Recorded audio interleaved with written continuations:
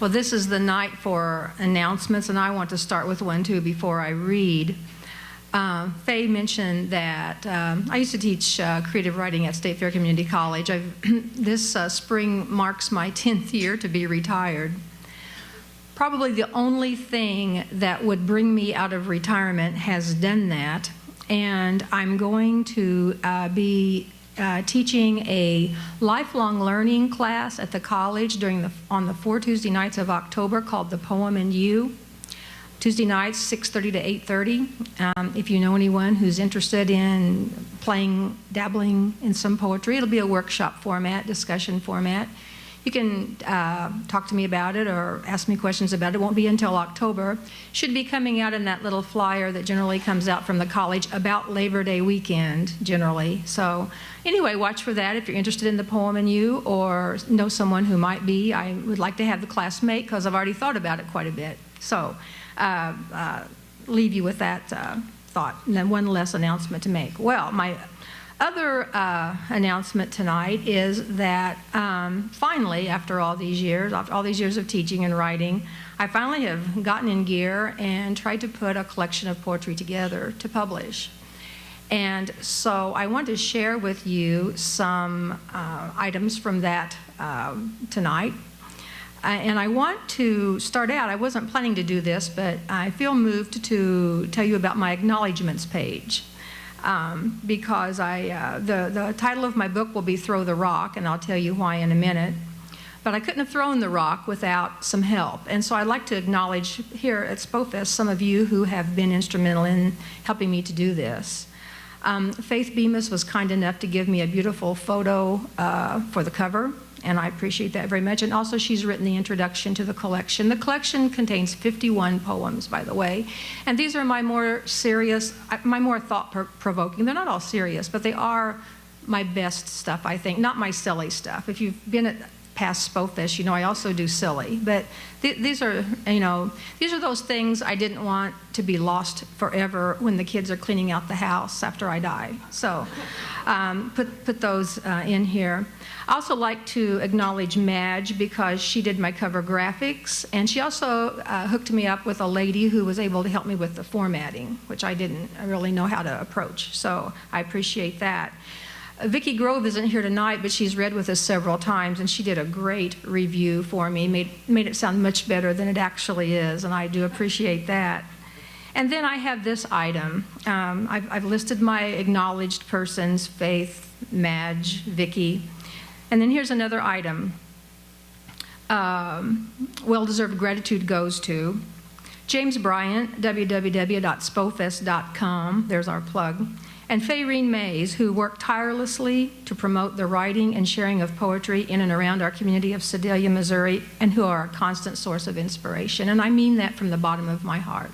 2 of my former students have turned the tables and now inspire me. And I just want them to know that I appreciate everything that they do tirelessly every single day to promote poetry in this community. So, with that said,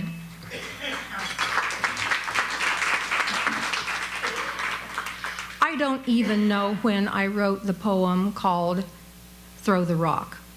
I know it was probably 10 or 15 years ago. It just is one of those that, you know, you write it, you throw it in the box. But I wrote it about the professor, the teacher, the mentor, the friend that I had at the UCM, it's called now, used to be something else, Warrensburg, named Bob Jones. He was my creative writing teacher, and he often, when I was teaching at the college, he would come down and present things to my classes and remained a good friend. Passed away just last year. And so I'm so glad that at some point, whenever it was that I wrote this poem, I was in email touch with him, and I sent this to him, said, hey, I wrote this about you. And he, you know, he didn't critique it or anything. He just said, hey, that's nice. So this has become the title piece to my book. And here it is, Throw the Rock. When I was young, I found a rock. Don't touch it, my mother said, you'll ruin your clothes.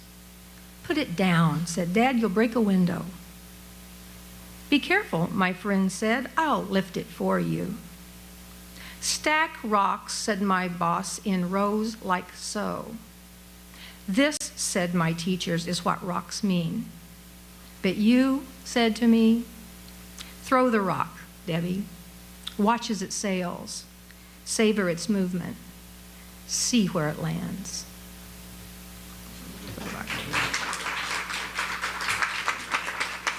So I got to thinking about this poem that I wrote, and I thought, gee, I'm big on metaphor. I love metaphor. I love the whole idea of it, like thinking in metaphor. It beats thinking about, reality. But I thought, well, gee, I think I learned this when I was helping my kids with their homework. There are three main kinds of rocks: sedimentary, igneous, metamorphic. I thought, gee, wouldn't it be neat to categorize poems like that? Your sedimentary rocks could be the ones with layers of meaning, like the metaphor poems. Your igneous poems or rocks could be the ones with strong feeling, fiery, passionate, something, yeah. And the metamorphic rocks poems could somehow be about change, different kinds of life stage changes. So anyway, it was really hard to do this categorization, but I noticed that it made me think about what I was trying to do with the poems. It also guided some revisions that I did as I was preparing the poems for this book. So anyway, I'm going to start out, I'm going to try to read you a couple sample poems from each section, the sedimentary ones first. And this one, I may have read this at a Spofest before. I've always loved this poem. Sorry if you've heard it before, but it's one of the sedimentary poems, layers of meaning, metaphor. It's called At the Coal Camp Fair, coming up in a couple weeks. At the Coal Camp Fair. She looked innocent enough, my 3-year-old, as she fidgeted at the curb, awaiting the parade. Just another cotton candy face framed by pigtails. Starched and proper, the woman stood next to her, blue eyes translucent, head high like German royalty. A prim half-smile barely lifted the corners of her mouth. Every iron gray strand defied the September breeze. When out of the blue, my child turns to the stranger and matter-of-factly blurts out those words I can never forget. You know, she says, sometimes my pants get in my crack.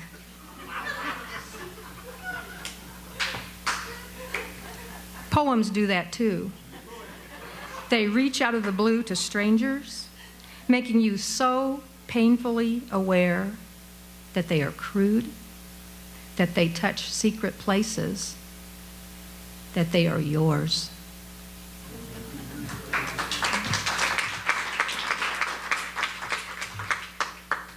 And this next sedimentary poem is actually one that I composed in the process of putting this book together. So, I don't know, when I had the creative force going there, here came this poem, making coffee one morning like I've done for years and years and years, and here came this poem called Mom's Coffee Pot. This is about my mother-in-law's coffee pot that my husband and I still use every day. Mom's Coffee Pot. Good morning, we still hear her say, though she's been gone nearly 11 years. Her little Mr. Coffee gurgles and chuffs until finally we have 4 cups of what we need to begin every day. The memory of her pouring again, a drop at a time into this space, filtering out the bad, grounding us in those things we know will never die.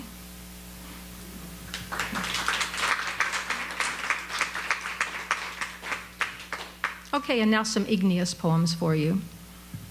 Strong feeling of some kind.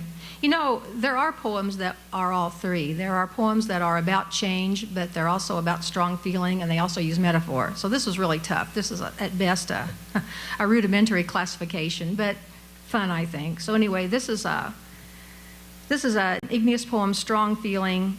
The senior writers have heard this one. It's called Between the Lines on Facebook, Good Friday 2014.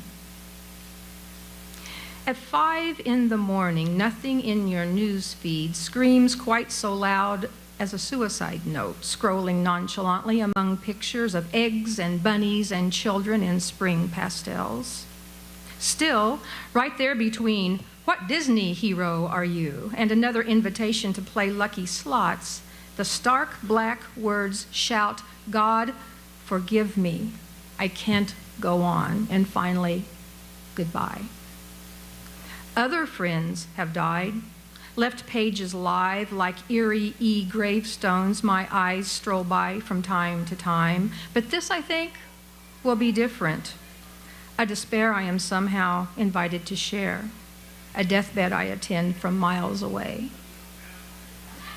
And let me just be quick to say, there's a happy ending here. The person who wrote this status update did get help, but this poem accurately describes the helpless feeling when I first read the note. So, yeah. Okay, a second quick igneous poem here called The Little Black Cloud. It's hard to say exactly when the little black cloud found its way in through her eyes, or maybe her ears, or nose, or mouth, and just hung there in her head, waiting for the change in temperature or barometric pressure that made it ominous, that streaked it with lightning and claps of thunder so loud she no longer heard the world around her, could no longer see through the deluge, could no longer hold her place against the wind, leaving her naked and aching for the sun.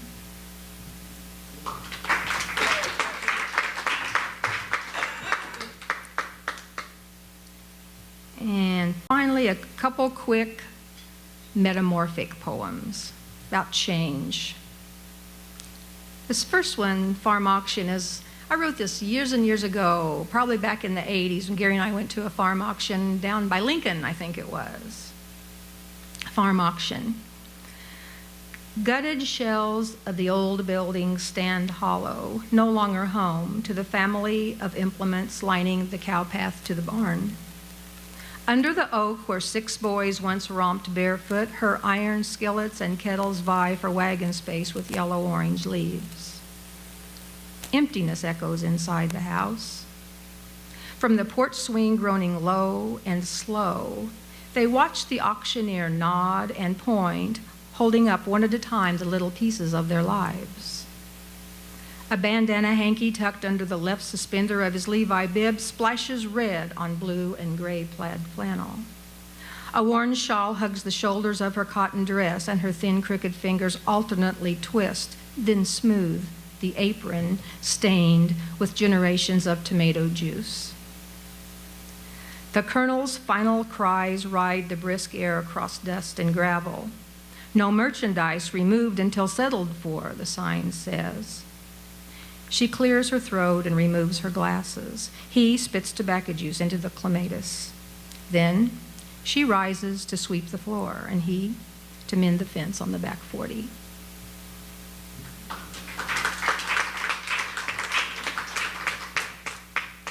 And I'm reading this one only because we've already been introduced to washboards tonight, called Wash Day. This is a nostalgic poem also in my metamorphic section. Wash Day. When Mama washed our clothes, she dragged the Ringer Maytag to the middle of the washroom, stirred in Oxidol with a broken table leg, carried water in buckets, one hand straight out, the other white-knuckled. She squeezed sheets and jeans into 2 dimensions, emptied gray water a bucket at a time into the backyard drain near 2 metal T-poles where winter froze Dad's work clothes solid on the line. My washer has 2 cycles and 3 temperatures.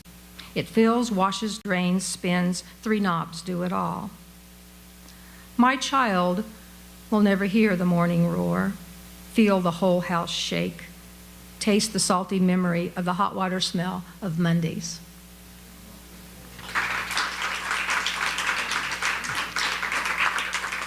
I'm going to close with a Tonka.